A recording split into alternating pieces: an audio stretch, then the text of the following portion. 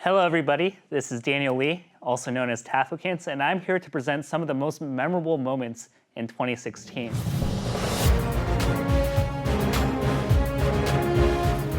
So here are 5 things that I found to be most memorable about this year. For number 1, it was the stages that the top 8s were on.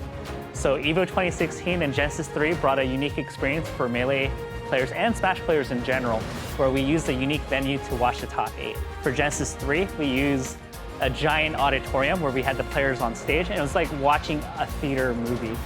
And at EVO 2016, we were at the Mandalay Bay Event Center where we got to have this giant stadium experience.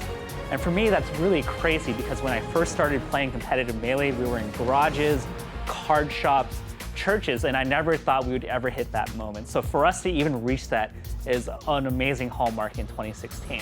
Speaking of EVO, my number 2 most memorable moment was Hungrybox's EVO run to come back, win the trophy, and steal it from the grasp of Armada.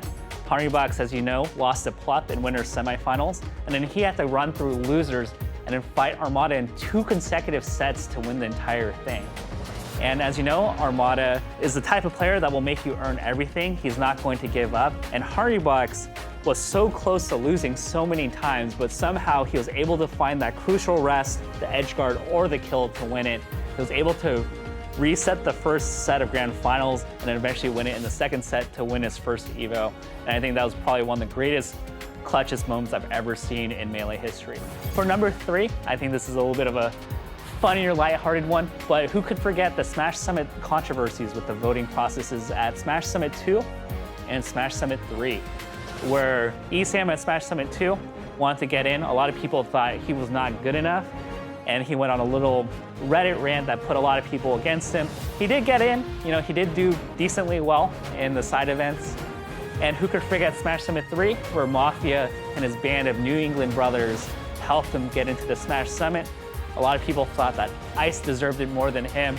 Mafia didn't really help his case either because he created that controversial video which created a lot of social media frenzy against him.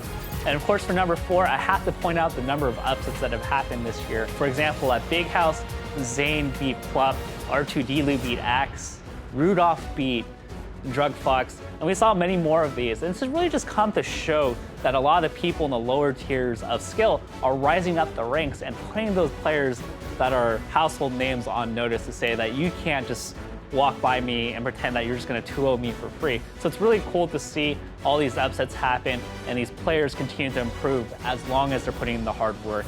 And for my 5th point, I have to point out the memorable runs of 2016, and 2 in particular that stand out for me are number 1, Leffin's run at Get On My Level 2016, and number 2, Mutiking's run at UGC. First of all, Leffin's Get On My Level 2016 run, where after EGLX, he finished in 7th or 9th place, losing to Axe and Duck. We really didn't expect much from him, but here in this tournament, he makes his run through 4 gods, beating Mutiking, Hungrybox, Armada, and Mango, and wins the tournament without dropping a single set, which is really surprising.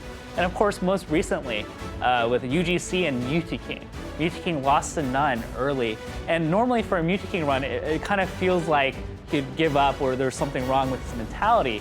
However, he makes one of the best runs in his entire career at this event. He starts off by defeating Duck, defeating Mango, Ice, Espat, None in the run back, then Leffin, then Hungrybox, and then Armada in the first set of grand finals before losing. So unfortunately, he did not win that tournament, but I think as a Mutiking fan, you love to see those type of runs because he's showing that he's more than capable of defeating anyone.